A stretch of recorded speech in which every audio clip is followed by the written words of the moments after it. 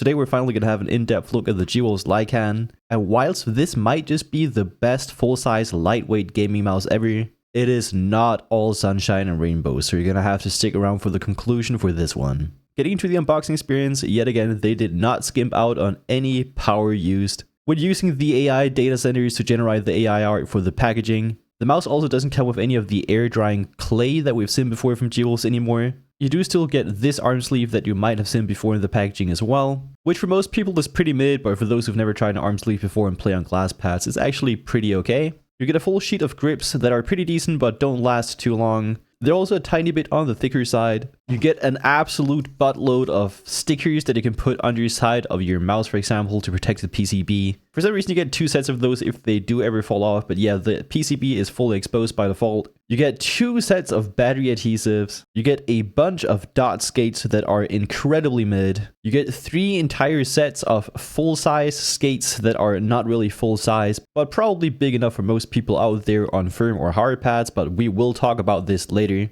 But yet again, these skates are incredibly mid and nothing special at all. You get foam dampers for the clicks inside of the mouse if they ever fall out of yours. You get 2 sets of dot skate spacers to fine-tune the LOD. I always highly appreciate 1 set of grips and also a set of extra skates inside of the packaging, especially at this type of price point. But combined together with the non-optional case that comes with every single packaging, that also comes with 2 different types of carrying straps and also 2 USB cables, although they do state that one is for charging the mouse and one is for connecting the receiver, although that makes absolute no sense in my opinion, because I can't see why you just wouldn't use your normal cable for charging the mouse as well, especially since the USB-C plug is fully exposed on the receiver and also on the mouse here as well, so you won't have any fitment issues there. But yeah, here's what the receiver looks like. It might look different to you personally because you have chosen a different color. But before we do talk more about the specs and the different models that you can buy of this mouse, I think I speak for most people watching this video when I say that we would rather have a cheaper mouse than having all of this stuff included inside of the box that adds to the price of the mouse. And I also do think that I'm correct when I'm guessing that most people watching this video would also never use any of these things except for maybe the skates and the grips. But definitely do let me know down in the comments below what you think of all of this. Would you also like to spend less on the product itself, or do you actually like having all of this stuff included? The mouse does now come in a bunch of different colors. You can get in either black, white, pink, gray, this clear sky version, the rose tint, this violet version, and also a silver gray that is translucent. I cannot speak for any of these colors, as I've not tried any of them personally, but I do have a pink unit on order that has been stuck for an entire month. But that's a story for later in the video. In terms of specs, if you've already purchased a unit before, it is more than likely going to come with a 3950 sensor. But if you've purchased it after the 15th of May, you're actually going to receive a unit with a 3955. Whether you're going to be able to notice a difference or not, that I simply cannot answer. In terms of the MCU, it's actually using a 54L Nordic, so it's on the more power efficient side of things. And it does come with SPDT switches that are custom made by Huano. Now you might look at this thing and think it is brittle as shit just because it has no base plate and it looks fully exposed, and it also weighs around 28 grams. But you would be completely wrong. This thing is incredibly solid. I cannot get this thing to flex or bend or anything. It is even more solid than most thinner top shell mice that are lightweight these days. Even the CR Draco Co 1 that I almost shilled in my video just because I like it so much, I can get it to flex here on the top shell because it is definitely on the thinner side. But the Lycan, I cannot flex like that. It has a carbon rod here in the rear to support the back a bit where there's no PCB, but anywhere there is a PCB, it has been used for structural integrity here on the sides. And that is also what all of these notches are here for. It is to be attached to the PCB to make it so freaking rigid. My only complaint so far is that these 2 notches here have not been filled out with plastic for some reason, and if you put your finger here, you will notice it at first. I quickly got used to that though, and now it feels like a completely normal mouse. But for any of you wondering if you're actually able to feel the lack of a base plate down here, because compared to normal mice, this does not have a regular base plate. It is just floating in the air pretty much. I cannot notice that. It just feels like a completely normal mouse because you normally don't touch the base plate ever with your fingers. When I grip it, my fingers just grip the side of the mouse here, and the parts of my finger that you actually see here don't ever press on this edge or anything like that. I would have to fully overlap my fingers just to be able to feel that edge, and that you can never do because you're using your mouse on a surface. The absolute only type of ridge issue that I could possibly ever see is if you fully hook your pinky finger down here, because at the bottom of the mouse, the ridge does go up kind of high. So if you curl your pinky finger in all the way underneath the mouse, yes, you might be able to put your nail under here, but besides that, it is never going to be an issue to anyone out there. The only issue that I could ever see anyone having with this mouse is the side button positioning. For some reason, there's just little to no space to actually put your thumb anywhere underneath the first mouse button up here. So later in the video, when we talk about hand sizes, this is definitely something that you're going to have to watch out for. Because for people like me who put the thumb at the center of the mouse, I never have any type of issue with that. But for people with thicker thumbs or people who place your thumb more towards the front of the mouse, you will be touching this side button a lot. In terms of the overall build quality, I do have some wobble when I click on the very rear of the mouse button, but that is very normal. I have little to no side-to-side movement, no switch grinding. The click tolerances feel phenomenal, and we will talk about that more later in the video. And the side buttons are a tiny bit wobbly here on my unit. They're not fully rigid and they can kind of move around a tiny bit, but it has never annoyed me personally. But I did see some of my viewers talk about this issue. I also cannot press the side buttons into the shell like that. And overall, the mouse is just built exceptionally well, especially considering the weight of this thing. If I had to change anything about this mouse, I would simply fill in the gaps over here on the top right side, because I don't understand why this is even a thing. But besides that, this mouse is virtually flawless in my opinion. Yo guys, post-edit Jake here. I fully forgot about something that I do want to mention about the build quality, which is going to be this thumb spot over here. Normally during daily usage, I don't have any issues in terms of the creaking, but very rarely do I have this moment where I slightly press my thumb into the sidewall here with only a teeny tiny bit of force and I get a micro creak out of it. It does actually annoy me when I'm just fiddling around with it during work, but I do not personally deem this as a game-breaking issue or anything that really does annoy me when I actually use it in-game. But since I do want to be 100% transparent with you guys, I really have to mention this. In terms of weight, with these dot skates installed, my unit comes in at around 29.3 grams. And in terms of weight balancing, it is really good. It is not absolutely perfect because the mouse is just so light, and you will just naturally have some weight towards the front where the switches are and also the clicks and the screws and all that type of stuff. But I'm very glad that the battery sits where it does currently, because it's in a great position in terms of balancing, and it's also not a absolutely huge battery that sits towards the very rear of the mouse, making it feel a bit unbalanced. In terms of shapes and comparisons, I have seen the craziest takes out there, but I have been using this thing for 3 weeks now, and the only comparison I want to make with this mouse is the Sora V2. In my hand, with my grip style that you can see down in the description below, the only difference that I can feel personally is the width here towards the front. It is noticeably wider than most mice that come out with this type of size these days, and the sides are also really straight. It is not that much of an hourglass shape, it is pretty safe, and also in terms of taper, here's what the Sora V2 or the V3 shape looks like.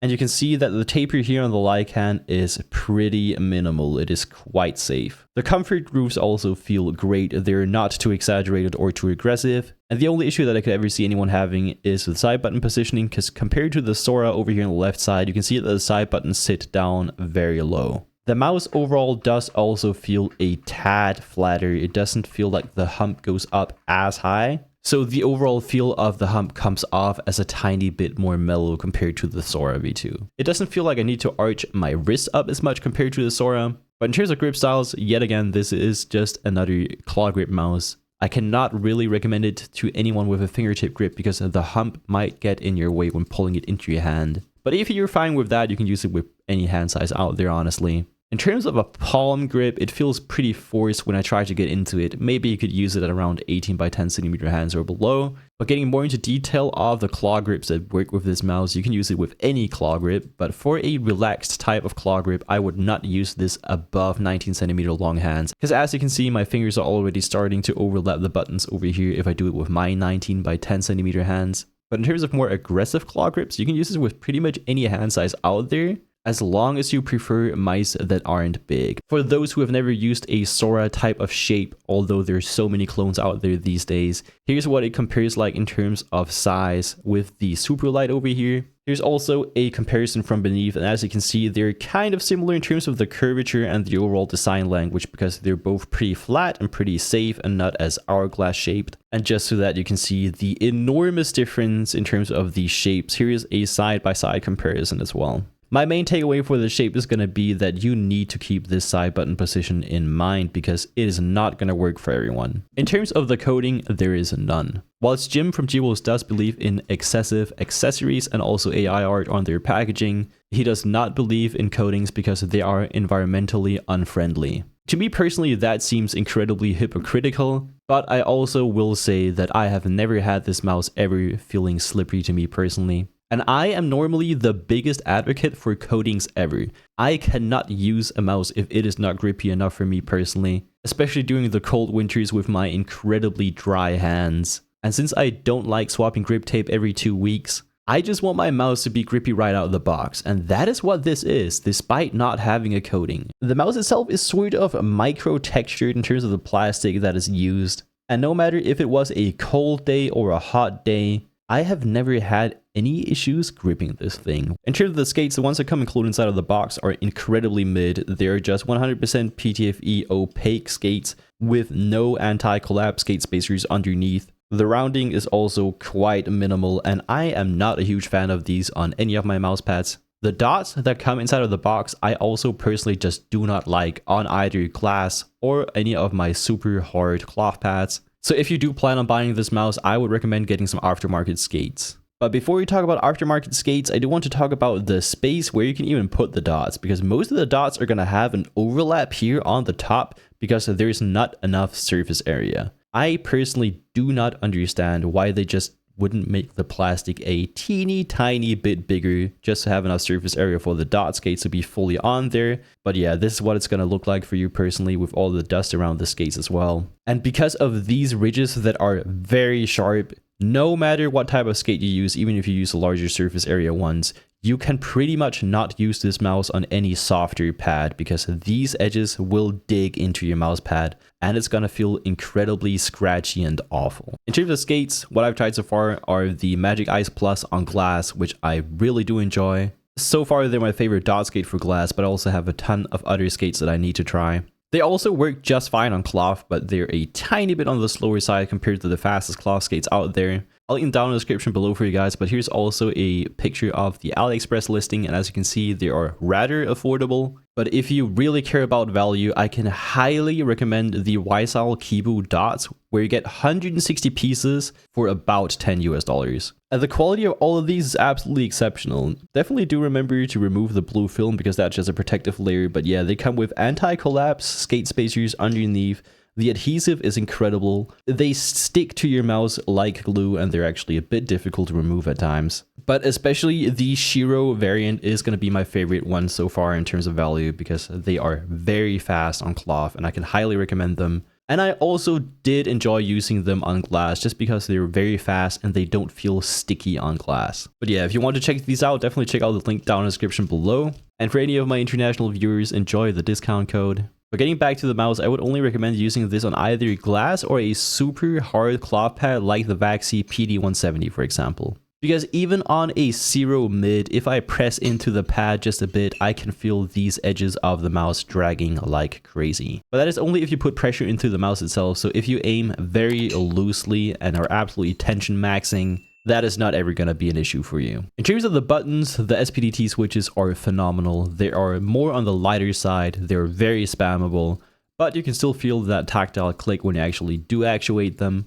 I have had my fair share of accidental right clicks just because the clicks are a bit on the lighter side. But I do want to mention that the consistency of the clicks is pretty bad. So if you click towards the front, it is going to be incredibly light. And if you do click towards the rear, it is going to be quite heavy, as it is with most mice, but it feels a bit more exaggerated on this one. Despite the clicks having such a huge overhang, I don't think that the post-travel is too much. It feels just adequate enough. And the pre-travel is also minimal. The side buttons are on the lighter side and they are spammable. They don't press into the shell, but they can be moved around a bit, and as I've already mentioned a bunch of times, the position is very low, so your thumb might be in the way. The pre and post travel also seem nominal. The scroll is pretty light, it can definitely be spammed, but you can also feel the defined steps and it is very smooth and premium feeling. And the scroll click is about a 4 out of 10 in terms of how difficult it is to press. For me personally, it is definitely spammable enough. And as always, here's a sound test.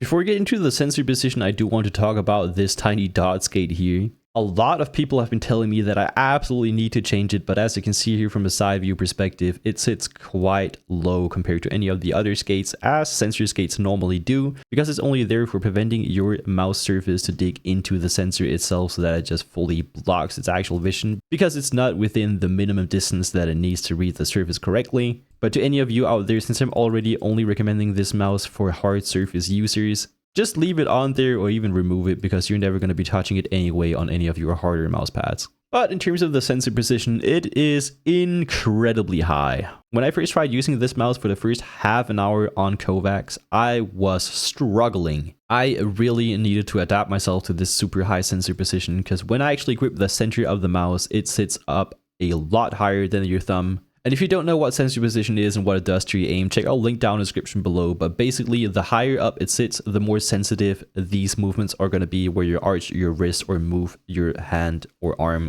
like this at an arch. So your overall sensitivity on the x-axis is just going to feel noticeably faster. In terms of the battery life, if you're not on competitive mode, it lasts for about 5 days for me on 2K polling with daily usage. But with the competitive mode, it does not last me more than 2 entire days. But overall, don't expect this mouse to last you a long time because the battery is pretty small, and especially if you use something like AK polling, you will be charging it a lot. In terms of the software, I'll link it down in the description below for you guys, but yet again, it is just the generic GWolves WebDriver, which is, well, pretty generic. You can set your click debounce time to the lowest setting up here, but you can also fully customize the debounce options over here. I personally just set it to 0 milliseconds and set the SPDT state to on my left click only, because that is what matters the most because you're shooting with it. I have the sleep time at 60 seconds and the LOD feels calibrated a tad low, especially with these aftermarket dot skates on. So I personally can only use this mouse on the high setting. You can also set up your sensor rotation over here, and if you don't know how that works, I have a link down in the description below for that as well. And if you do care about performance and you play competitive a lot, I would recommend turning on the competitive mode.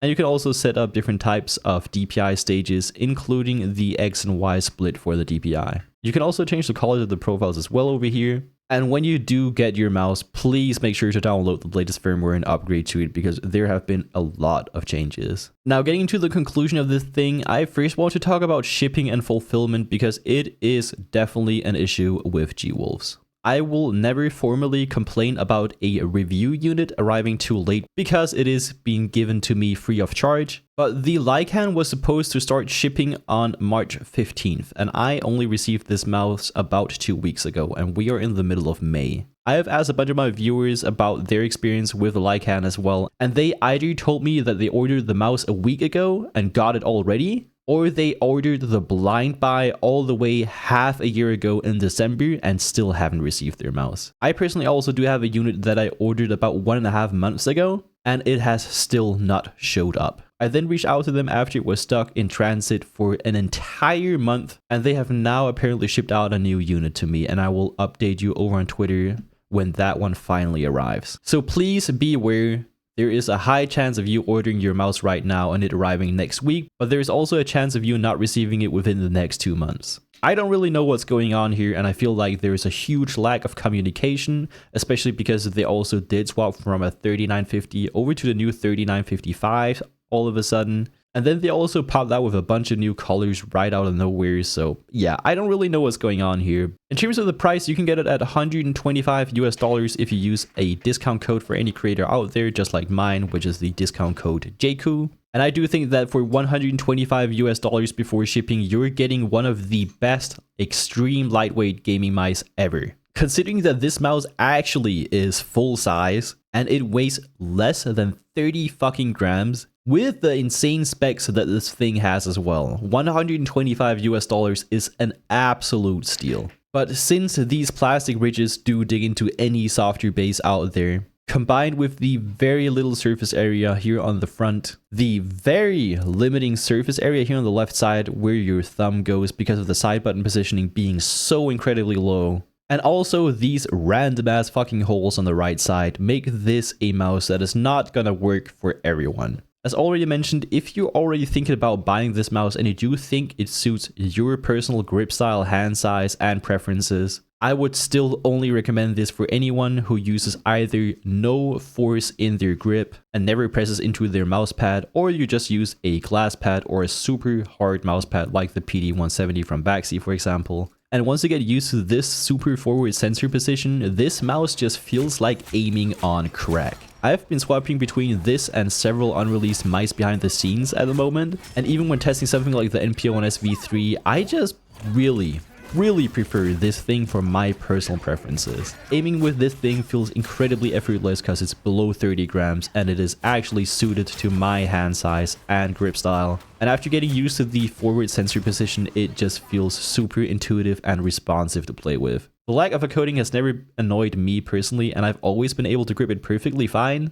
And the side button placement also doesn't annoy me personally because I do have enough space. At the start, I really got annoyed by these two notches, but my grip has kind of adapted and now I place my finger exactly between the notches so that I don't feel them. But now that I've gotten fully used to everything about this mouse, I can comfortably say that I just play better on this thing because it is so fucking light and I can just turn down my sensitivity and be so much more accurate with less effort. Especially combined with that sensor position that just feels more responsive when you've actually got used to it. So this really is one of the only gaming mouse launches out there that feels like something fresh and innovative. Just like the VUC, for example, with the more forward grip style and also the 2 sensor options. Going forward, this is definitely going to be one of my favorite gaming mice of all time now that I've gotten fully used to it and also only play exclusively on the Baxi PD170 right now. But if you're interested in buying this mouse, please be aware of all the quirks that this thing comes with. It is not a mouse that is going to work for everyone. But that's really all I have to say about this thing. Huge thanks to you guys for watching, and if you do end up buying the mouse, please keep in mind that you can save $10 with code JQ and support the channel at the same time. And if you ever want to catch me doing live unboxings or live gameplay streams, I do stream over at twitch.tv/JQFPS. where you will be getting my initial impressions and live unboxings of products before anyone else. Also, a huge shout out to all of my members over here on the left side of the YouTube channel and all of my subscribers here on Twitch. Really appreciate the insane support. And if you ever want to leave me a tip, you can do so up here in the top right corner, which I would always highly appreciate, of course. Also, thanks to Jewels for sending this unit out, and I will keep you guys in touch about the unit that I've purchased myself whenever that finally arrives. And I'll see you guys pretty soon. Peace out.